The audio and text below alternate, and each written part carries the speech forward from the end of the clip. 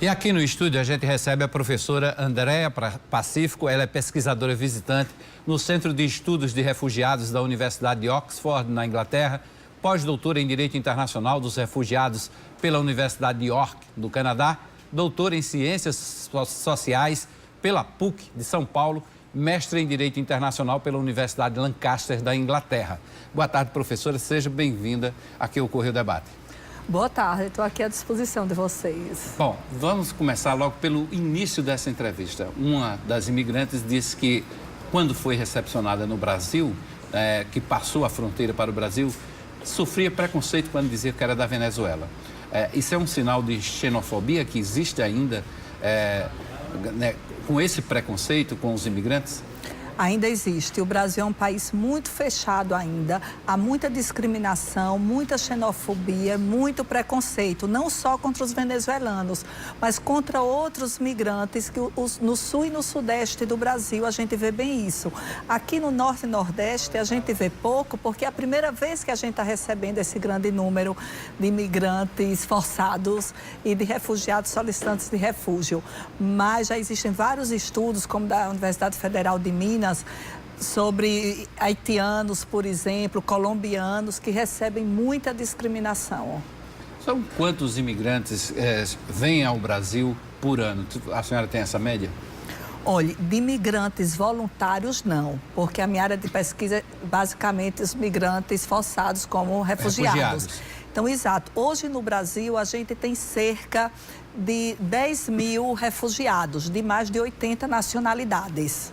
Então, podemos considerar os venezuelanos como refugiados, não estamos forçando uma barra? Não, ainda não temos nenhum venezuelano que tenha recebido o status jurídico de refugiado. Então, a gente tem cerca de 10 mil refugiados no Brasil, excluindo-se esses venezuelanos.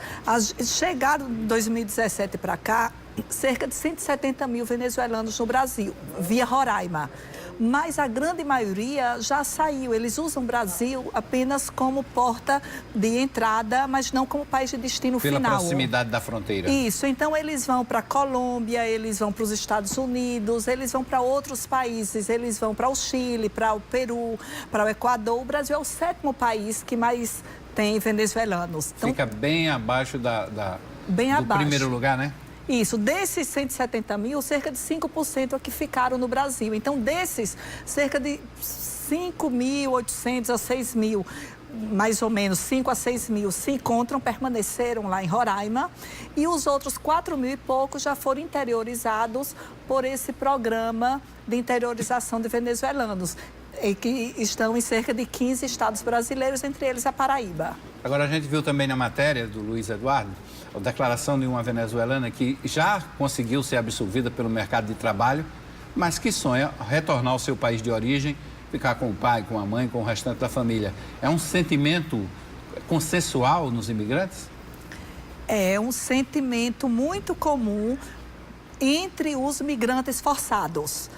A intenção deles é voltar ao seu país de origem quando cessa o motivo da perseguição, o motivo da grave generalizada violação dos direitos humanos que fez com que eles fugissem, se ausentassem do seu país de origem ou de nacionalidade.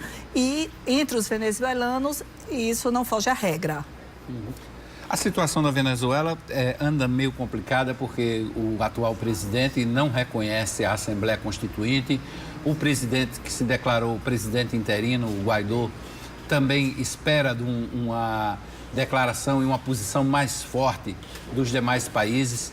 Essa situação tende a se agravar, mais venezuelanos tendem a deixar o seu país, principalmente se essa crise política se agravar? Olha, como a base dessa crise é econômica, dessa crise política é econômica, a minha opinião pessoal, então eu tenho a impressão de que o mundo tem se acordado e tem trabalhado, principalmente em nível de OEA, de Organização dos Estados Americanos, para fortalecer vínculos com a democracia na Venezuela, com o lado democrático da Venezuela, para que se extinga cada vez mais rápido esses focos de tensão ditatoriais que existem na Venezuela. Então, isso a gente tem visto, várias negociações, principalmente do governo brasileiro, do governo dos Estados Unidos, do governo da Colômbia, a própria ONU, via especificamente o secretário-geral da ONU, que enviou um enviado especial, um representante especial só para a questão da Venezuela. Ele está trabalhando em conjunto com países da América Central, do Caribe e da América do Sul para encontrar uma solução para os venezuelanos e para a Venezuela. Encontrando a solução para a Venezuela, vai deixar de haver venezuelanos migrando forçadamente para outros países. O Brasil tem por tradição absorver imigrantes? Migrantes voluntários, sim. Migrantes forçados, muito pouco. O Brasil passou anos que, embora fosse membro da Convenção de Genebra, por exemplo, de proteção aos refugiados de 51, não existia um escritório do Acnur, da Agência da ONU para Refugiados, no Brasil. Então, isso era algo feito pela Igreja Católica, principalmente em São Paulo. A Caritas, que é uma organização da Igreja Católica, é que recebia refugiados solicitantes de refúgio. No governo Vargas, o Brasil chegou a criar um escritório na Europa para atrair aqueles refugiados europeus resultantes da Segunda Guerra.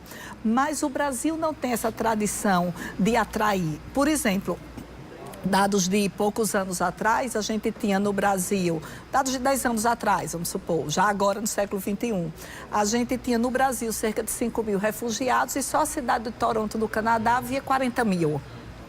Então, a gente mostra como o Brasil ainda tem uma política restritiva, fechada, que também é resultado da burocratização dos serviços públicos para a chegada e acolhimento de refugiados no Brasil. A senhora já teve, inclusive, experiências internacionais com refugiados, com imigrantes voluntários.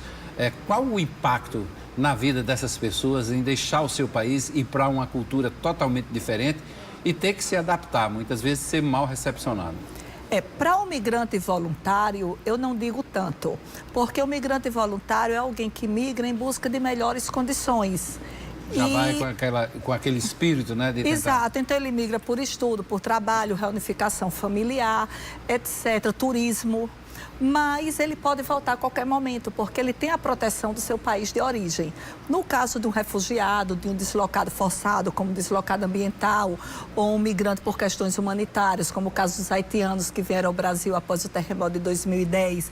Então, eles são perseguidos ou não são protegidos por quem deveria lhe proteger, que é o seu país de origem ou nacionalidade.